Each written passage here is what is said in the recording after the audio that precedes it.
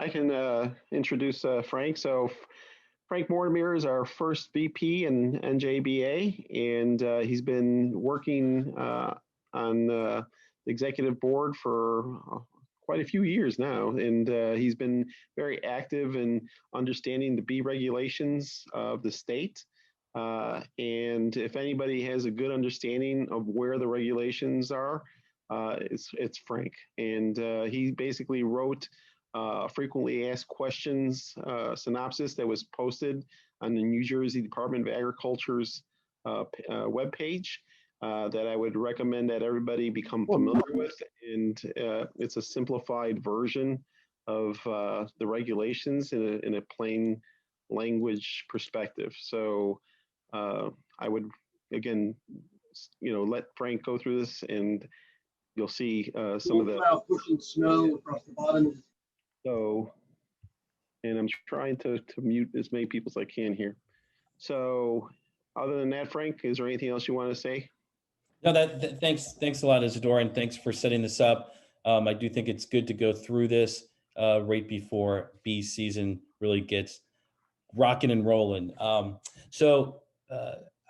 My plan here is to kind of go through the history of how we got through the beekeeping laws, and then where we're at today and how it applies to everyone here. So way back before 2012, there was only a few towns in the. Please, Jerry, mute yourself. I'm going to give everyone 1 second to mute. Okay, so before 2012, in the state of New Jersey, which is somewhere over 560 different municipalities, there was only a handful that had banned beekeeping. And what's interesting is when you look at those original municipality laws, that bees were lumped in with venomous snakes, alligators, and other dangerous animals. And then, because of colony collapse disorder and the attention that the health of bees were having, that there really was a rise in backyard beekeepers. And what that meant, and like all of us here, the more of us backyard folks that joined the ranks of beekeepers meant that there were more non-beekeeping neighbors that were next to those new beekeepers that in some cases were freaking out and had very fear-based complaints that they were making to the towns. And then towns, because they weren't educated on honeybee biology, just did a very uneducated and quick response and banned beekeeping. So there started to be around 2012 more than that handful of towns banning beekeeping. And then, thanks to our very own Tim Schuler, the rock star of beekeeping, he created, while he was the state apiarist, the best management practices for beekeepers in populated areas. And this was designed to be a model ordinance that towns could follow and know what the best practices are. And some of the highlights of what Tim thought of and created and dispersed throughout the state was, number one, you got to register your hives with the Department of Ag. 2, where your hive should be located on the property, and specifically, how far from the property line they should be. And hive density, which is how many hives should be allowed on a certain sized piece of property.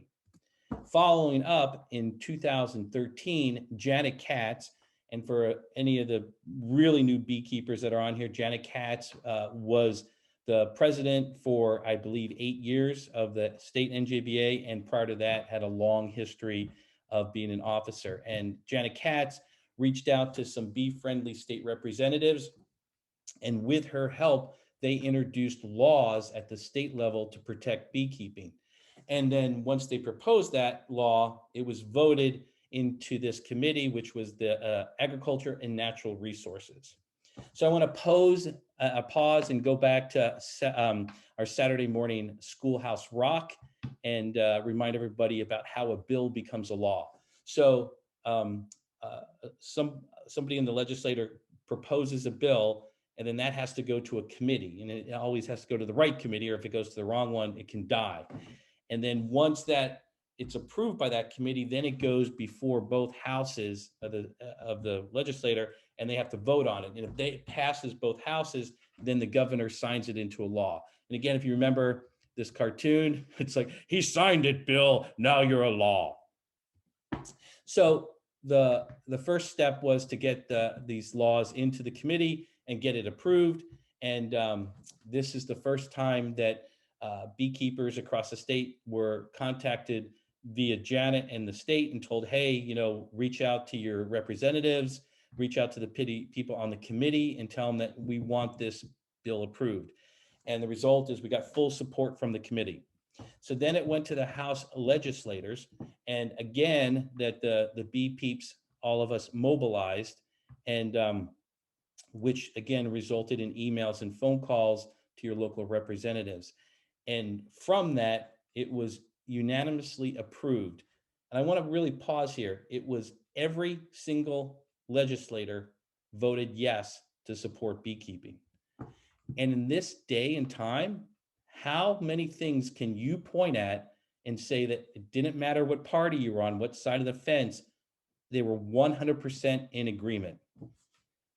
And I think that's important because you have to remember that elected officials don't want to be labeled as bee haters. So really keep that in the back of your mind at all times because of the support that you know that you have. So after that, then it had to be signed by the governor. This is when Governor Christie was on the campaign trail. So it was actually signed into law by the lieutenant governor on July 31st, 2015. In the picture to the left, you'll see the lieutenant governor signing it. Janet Katz is standing behind her, and then the secretary at Department of Ag is standing right behind her. The other picture is me getting a photo op with my very sweaty kid. So after it was signed into the law is when beekeepers around the state rejoiced. But what happens after a bill becomes a law? And what it is that then, and this goes for any law, then it has to be decided, well, how do you regulate and enforce that law that was just signed? And so that the regulations and enforcement was then turned over to the Department of Ag so that they could monitor beekeeping. That's where Tim Schuler did the best practices. So, hey, what could possibly go wrong? Chapter 2, how one bad apple can spoil the bunch, or how one bad beekeeper almost derailed the entire thing. So while the bill was happily going through our state legislative system, and like I said, 100% support, there was one town in New Jersey that had one really bad neighbor. And I'd like to emphasize that it was a bad neighbor who happened to keep bees. And that one person in that one town completely almost derailed this whole thing. So the Department of Ag released the first draft of the regulations in the summer of 17. And then that first draft essentially was banning beekeeping in the suburbs. If you lived in North Jersey, it was would have been almost impossible to keep bees. They were limiting property size and all these other things. And what was amazing is you read through it, it lacked all science. It was just based on, I would say, craziness. And a lot of the parts of the regulations didn't even match to itself. So it was like kind of haphazard. And the main thing about it is in no way did these regulations support the law that it was intended to support. And now, like, this is one of the things that makes me so proud to be a beekeeper and be part of the New Jersey Beekeepers Association, because when that came out, we rose up across the state and we made our voices heard. And beekeepers went around and they spoke to town councils.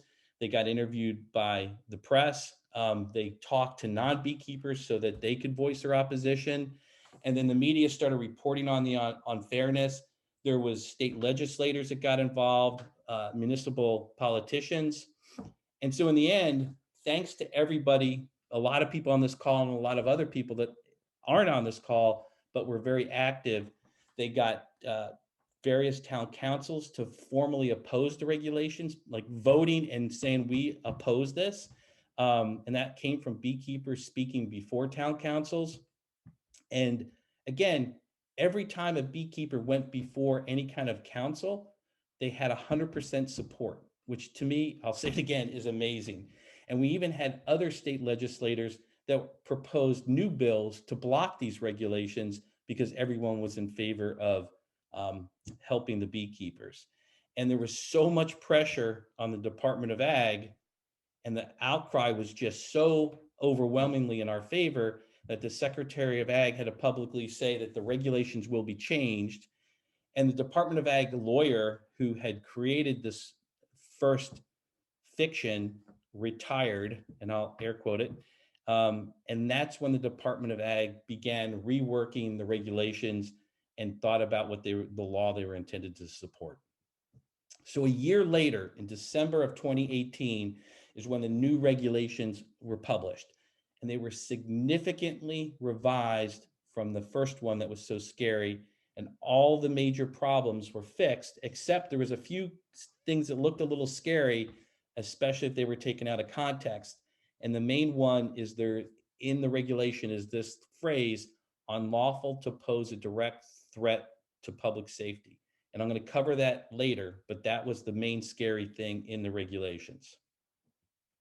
So then on March of 2019, the Board of Ag, which oversees the Department of Ag, held a public meeting to vote on the regulations.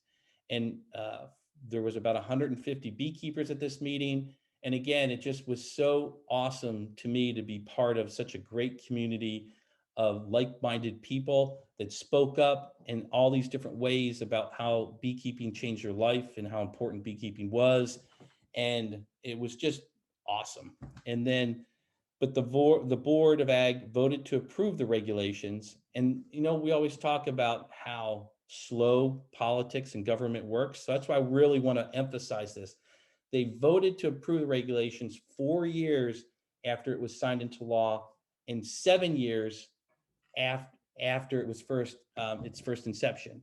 And so that's why every beekeeper in New Jersey really is indebted to Janet and needs to say thank you, because it was 7+ years of her work of steering it to get it to where we were and are today. So now where are we? Well, so thanks to Isidore, what the New Jersey Beekeepers Association is doing is they're holding quarterly meetings with the Department of Ag. And the purpose of holding these meetings is to make sure that we can work together. That's the relationship that we used to have with Tim Schuler back when it started. And we want to make sure that that is there and that we can work through anything that needs to be worked through together and how we can best serve all of the state of New Jersey. And one of the things that we did is the frequently asked questions, because that could be used to how to interpret the law, because with any law, there's always going to be different legal interpretations. And I'd also like to point out that to date that there has been no issues with the regulations, and it has not been misused in any way, shape, or form. So while you're all on this call is to say, yeah, but what do I need to know? So if you Google NJDA for New Jersey Department of Agriculture beekeeping, put that in Google, this is what's going to come up. You click on that top link, you're going to get to the Department of Ag website. Everything you need is here. So at the bottom where I circled are the different links that are available. These are those links. And I first want to point out that the bottom of the 4 is how you register your hives. It is significantly important that you register your hives at all times. This is how you get there. Where we're going to spend our time for the rest of today is on this, which is the frequently asked questions on their page. So what I'm basically going to do is to go through the different FAQs step by step. So if anyone's like, well, what law is it that says that the beekeeping is at the state level and not at the municipal level? And why this is important is because New Jersey is what's called a home rule state. So it's very unusual for a state law to supersede a municipal or town law. And this is one of the things that we were able to do. And that's why these bee laws and regulations are so powerful for us. So the actual law is here. And there's also a link if you want to click it and see the law in its entirety. But it basically says the Department of Ag is going to regulate beekeeping and all activities related to it. So some people are like, well, can a town pass its own bee laws? And the answer is no. Like that, again, the power of the bee laws is no.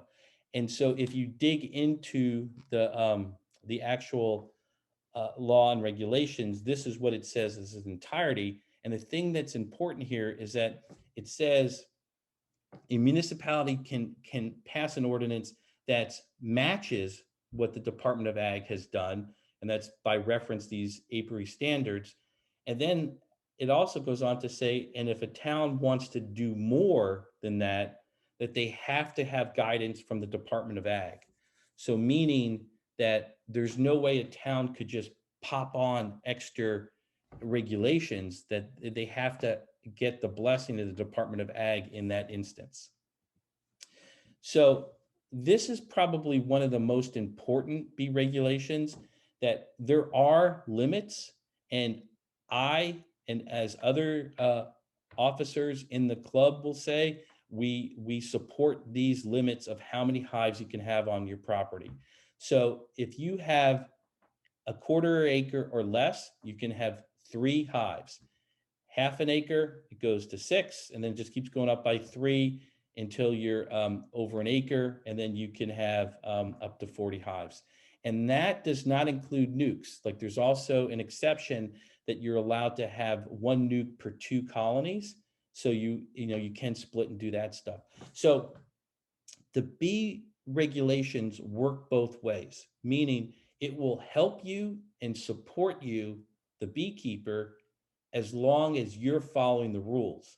So if you're staying within the guidelines of what you need to do, you're protected. If you break the rules, then the regulations are not going to help you, and they'll be used to help to tell you have to make a change, because it's important that we as beekeepers follow these regulations and be good citizens. So how far from the property line should the hives be located?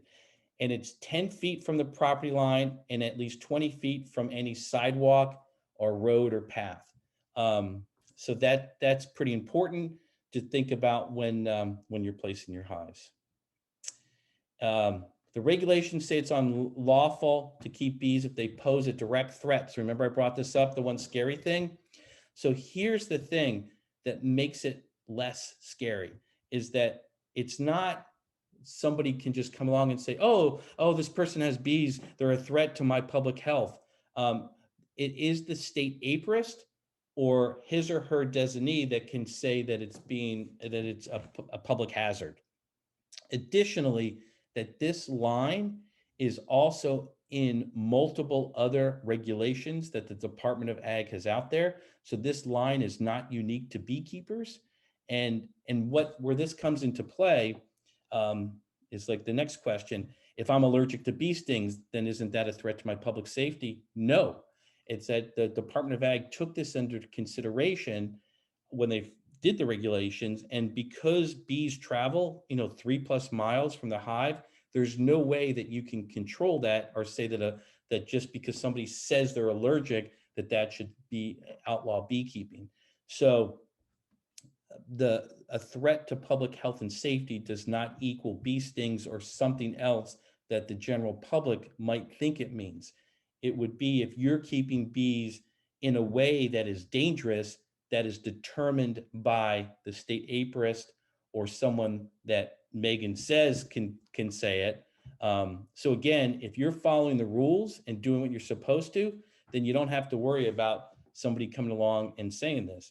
And I will say that this past summer, I think because there were more people at home because of the pandemic, that there were more questions coming from municipalities about this. And in every instance, that even when a neighbor did claim to be allergic, we were able to get the town to back off because we showed them these FAQs, and that once they could see, and the power of this is because it's on the Department of Ag's website. It's not on New Jersey Beekeepers, it's on Department of Ag's.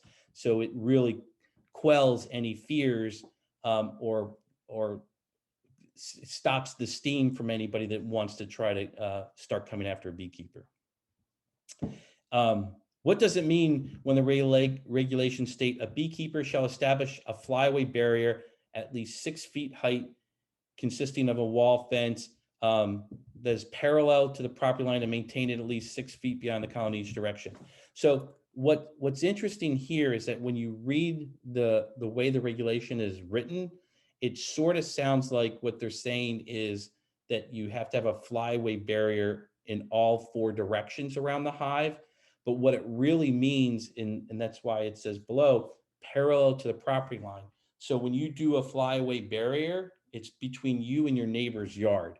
And I do think that that's important because, as you know, then as the bees will fly at that barrier, it forces them up. So the bees are not going to fly directly into your neighbor's picnic or pool. So the key thing here is parallel to the property line.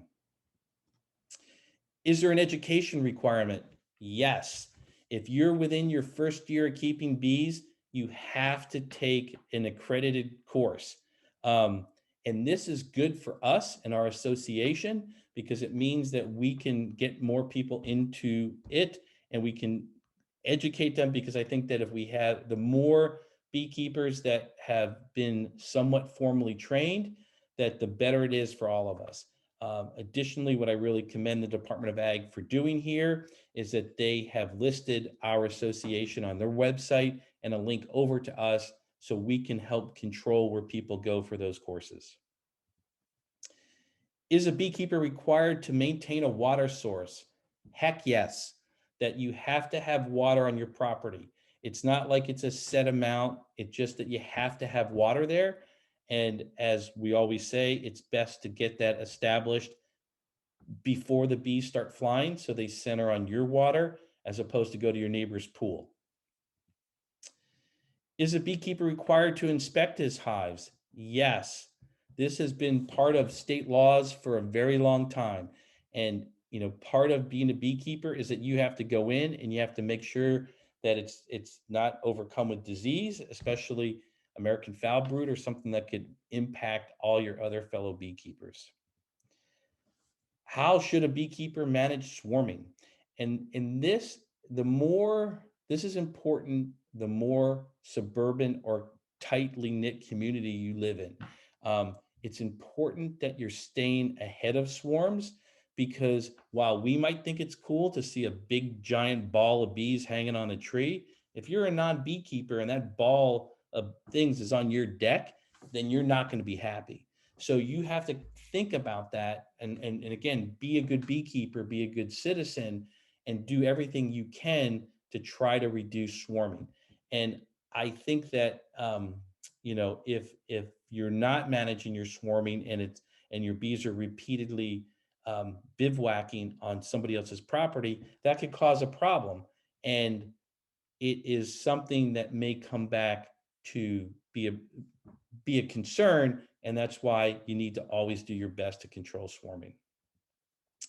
If I want to sell my bees, am I required to have them inspected? Yes. All bees in New Jersey must be inspected by Megan, our state apiarist. So if you're planning or would like to sell nukes or queens or whatever this coming year, you have to contact Megan and she has to tell you it's okay. So she or one of her people she designates has to look at your bees and say that they're disease-free. And I will say on behalf of Megan, what she likes to say is she is looking in the bees for disease. She's not looking for quality of the nuke or the package. Just are they disease-free or not? Are you required to have your bee yard registered? Yes. And that link that I showed you right here is where you get to it, and you must register your hives. This is the only way that the Department of Ag can know where beekeepers are, which then if there is a disease outbreak, that they can then contact you and say that hey, if American foul brood hits, you want to be contacted to told that so we can control it as quickly as we can. And that's, like I said, if your hives are registered and you're following the other ordinances that are listed in the regulations, then you're fine. So this also, the registration is a yearly event. So you should see an email, or should have by this point, from Megan telling you to renew and confirm that everything is correct. So if you haven't done that, you should log on to this link and it'll walk you through how you can get in and make sure that your yards are registered. And again, everything you need is right here on the Department of Ag website. And as Izzy said at the top of the show, that you really should familiarize yourself with the frequently asked questions, and this is where you get to them. And that's it. So I thank everyone very much. And now we'll open it up to questions. Izzy, can you monitor the questions and read them to me? Sure. There's been quite a few, so let me see. I'm going to be starting another meeting probably in another 3 minutes, but I'll try to go through them as fast as I can. Let me go to the beginning. Will this be recorded? Yeah, it's been recorded. There's a lot of questions about having problems with registration. So did you want to address that, or Ms. Megan on? Maybe Megan can address it. They're saying they're having a hard time registering their hives. Yes, so there have been hundreds of problems with registration. We're working through them with IT, and I've been answering people's questions in direct messages. So, And Megan, what's the best way that they could get hold of you after this if they have problems registering their hives? shoot me an email. That's really the best way because it's there and I have it. Okay, and Megan's email is listed on our site, the NJBA. So you could go to our website to find her email, and that's how you can get hold of her. Hey, Frank, could I contribute to that, to the comment here? Yes, sir. Yeah, I think this is a great opportunity where the NJBA can assist Megan by putting leverage on the higher ups in the department from another avenue to get the IT department to fix this issue. We had the same issue when I tried to get online registration going, and it really wasn't until Angelo Trapani, who was on the State Board of Ag, was not able to register his apiaries, that the Secretary of Agriculture told the IT department that this has to be fixed immediately. And well, lo and behold, like 3 days later, it was fixed. So, you know, Isidore and you may be able to put some pressure on from another angle that would help Megan not have to deal with all these problems, because this should be resolved as soon as possible. That's a great comment. We'll take that as an action item, Tim, without question. So thanks, Izzy. I appreciate it very much. And I know that the beekeepers will, and I know Megan will as well. yeah. Another question I is, am meeting. go ahead, I Megan. am meeting with IT on Thursday. Great. So, but I agree with Tim, you know, having an external entity coming up, you know, to help you out, I think is a great benefit to you. So hopefully we can leverage our association to help you out. The other question is, how are regulations enforced? What if a beekeeper refuses to comply? Well, that's what can lead to that Megan can then work with a municipality to have to enforce them, and which means that you could be fined, and that's again why you want to be in compliance, because if you expose yourself by not being in compliance, you're opening yourself up. I can give an example this past summer that before town knew about the regulations, they did give a summons to a beekeeper, but once I contacted the Department of Health official and steered them to this, then that summons went away. So you're in jeopardy of receiving a fine, or at some point, maybe even having your bees told to take off the property. All right, thanks. What courses are available for beekeepers? So I guess, be in compliance with the regulations. It says from a credible source. Now I'd have to go back to see the exact words in the FAQs, but it's basically that you should look at the NJBA site for the courses that we recommend, and also it's from higher institution, like colleges and university courses as well. Great. Is there a signage requirement for beehives present on this property? No. Okay. And water source, what type of water source requirements are there? It, it could be, you just have to have a water source that would attract bees. So a lot of people use a bird fountain with rocks in it. So it's not specified of what it needs to be. It just needs to be a water source that the bees can get to. Okay. Are there any regulations on where to place a swarm trap? No, I would say that there is nothing in the regulations about that. I would think that that would be more about trespassing and laws like that. If your neighbor is okay with a hive on the property line, is it okay to be less than 10 feet? No, you're breaking the regulations. So that means you have to think about risk. So that neighbor may be okay, but if somebody else then complains, another neighbor, and says you're not complying, then you're not.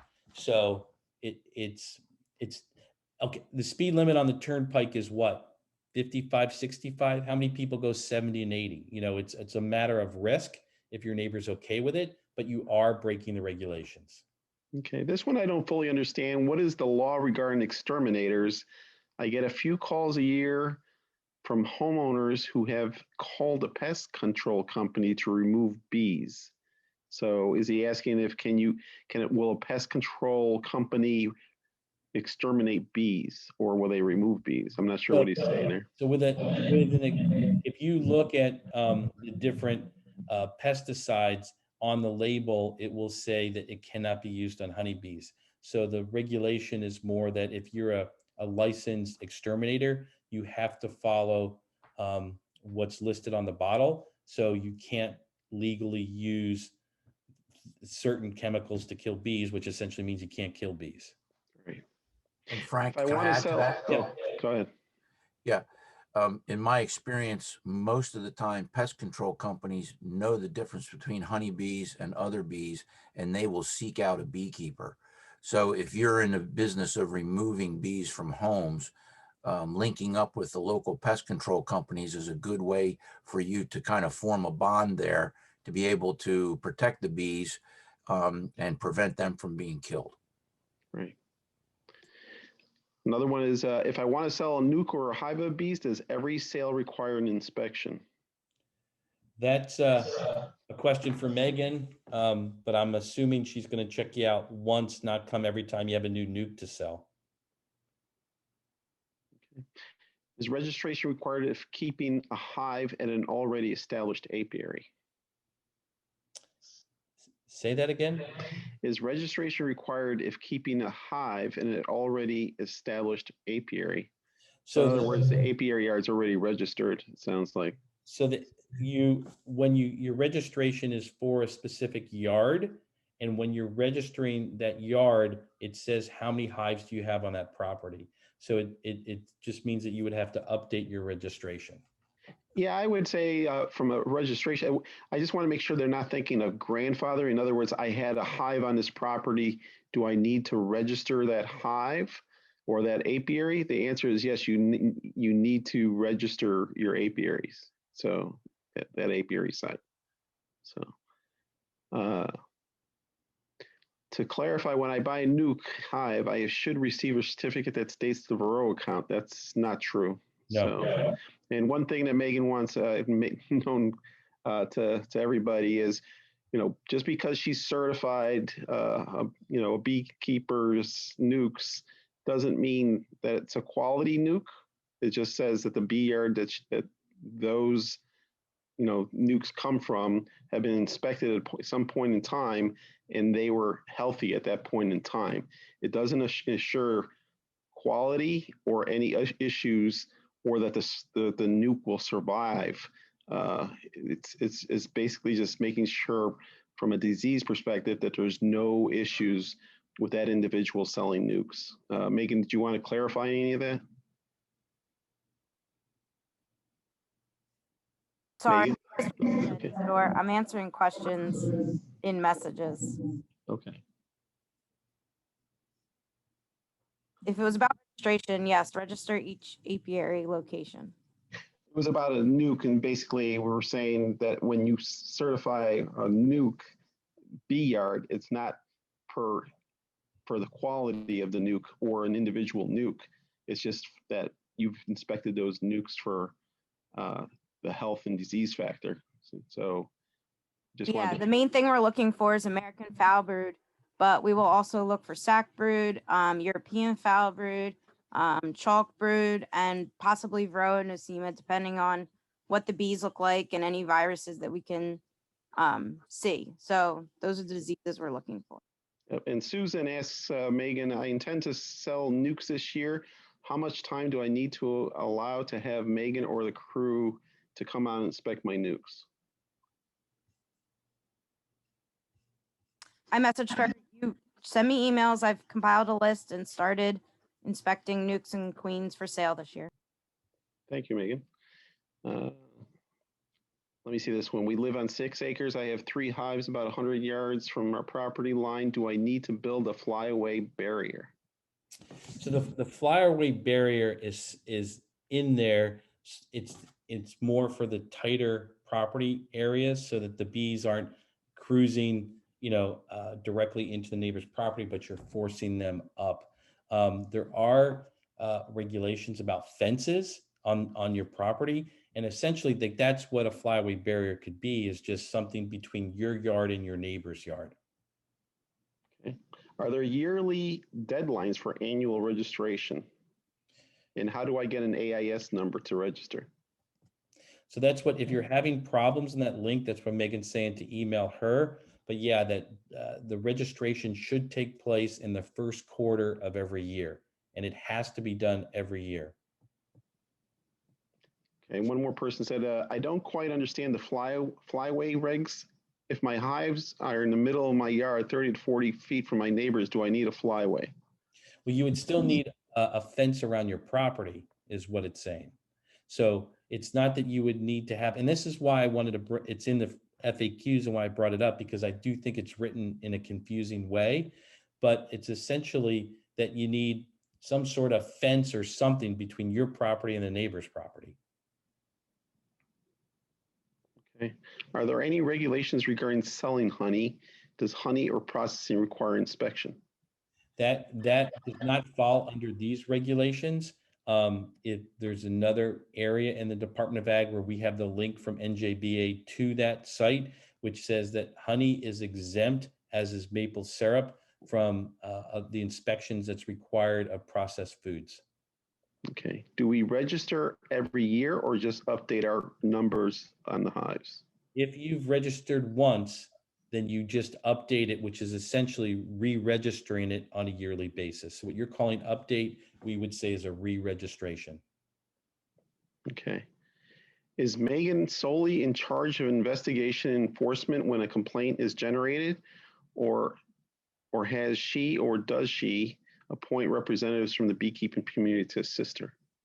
Well, and that would really depend on the circumstance. And again, I would say it more this way: if you're in compliance with these regulations, you have nothing to fear. If you broke one of these or several of these, then I can tell you that NJBA will support Megan and help find ways to enforce that, because a bad beekeeper is going to hurt all of us, as I showed in the early in this, that we had one bad beekeeper that almost derailed it and ruined it for all of us. So the number one thing to remember is follow the regulations and there won't be a problem. Okay.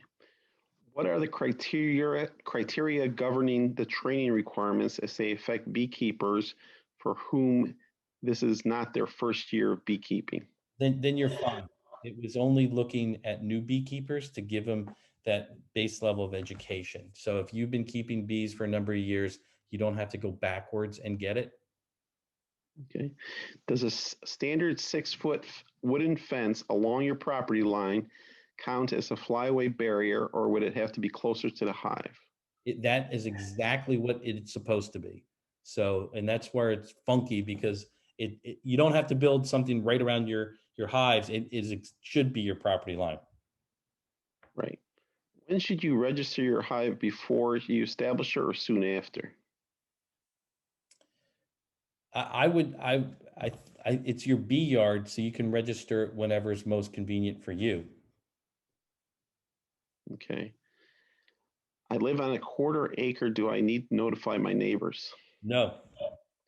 And that's part of the power of these regulations. And that's what, when the beekeepers fought the bad regulations, that was one of the things that was stricken from the first draft. So if you comply, then you're fine. I have a fence around my property line, but it's not a solid fence. Is that compliant? And the fence serves two purposes. It's to keep people out of your property, meaning like, you want to make sure that a neighborhood kid isn't going to walk into your hives and get stung. So the short answer is yes. Okay, if my hives are in the middle of my property, at least 30 feet away from the property line, and the flight path is towards the back end of my neighbor's property, the property are not fences, but I put a fence wire, not solid, around the hives. Is that okay? Or does it need to be solid wood? Similar question. It doesn't have to be solid wood, and it can also be bushes. Mm-hmm. So you're saying I have to fence my entire property line to comply with the regs? So if you go down to the last comment, somebody pulled it up because I don't have it in front of me, so I didn't go back and look at it. But the flyaway barrier is when a colony is located less than 20 feet from a property line. So Rebecca, thank you for putting that up. And that's like, I'm in Bergen County, so everyone's within 20 feet of someone's property. So if for the people that have the larger properties that are worried about this, it doesn't apply to you. But if the colony is less than 20 feet from the property line, then you need the flyaway barrier. And the flyaway barrier is just on your property line or closer to the hives. Okay. I'm seeing this one. I'm mentoring several beekeepers for well over 2 years. Does this close association mentoring count towards becoming? No. If you're keeping bees if you're a new beekeeper in 12 months of having bees, you have to go to a course. It's an accredited program that's through the association or through a college or university. Okay. Do I use the same number to register a second location? Yes, you have one number from the Department of Ag, and then you just add as many yards as you need. Okay. And I think, let's see if that's it. Are exterminators prohibited from killing bees ever, or are there exceptions? I think Tim answered that. Yeah. Mm-hmm. Okay, I think that's it for questions. All right. Well, I hope that this cleared everything up. I apologize for misspeaking on the flyaway barrier. I didn't have it in front of me when I was talking, but if I had gone to the frequently asked questions, I could have read it there as Rebecca put it up. So that all that talk is just if your hive is within 20 feet of the property line. Well, Frank, I want to just say thank you. I mean, this is not an easy topic to cover. And it was, a very difficult and extensive process to get here. But I want to point out that from our perspective and NJDA perspective, the regulations are working, and we meet every quarter to discuss any problems. And over the last year, we've had no problems reported on either side. So I just wanted to, first of all, say thanks to you, Frank, and thanks for putting those frequently asked questions together. I think it's very useful. And I thank Megan for also, meeting with us on a quarterly basis to handle any of these issues and get our nukes inspected and control the disease within the state. So that said, I'll open it up for questions and beyond that. But again, thank you. And since Tim's on here, I'll say, Tim, thanks for writing that back in 2012. Wow. Yeah, it's I had a dig to find all the dates, but it is amazing that you think that that was 10 years ago when you started that. So all right. Well, to everyone, I say thank you so much, and thank you for being part of the best beekeeping association in the country. And until our next state meeting, good luck to all you and to your bees. Bye-bye. Thanks, Frank.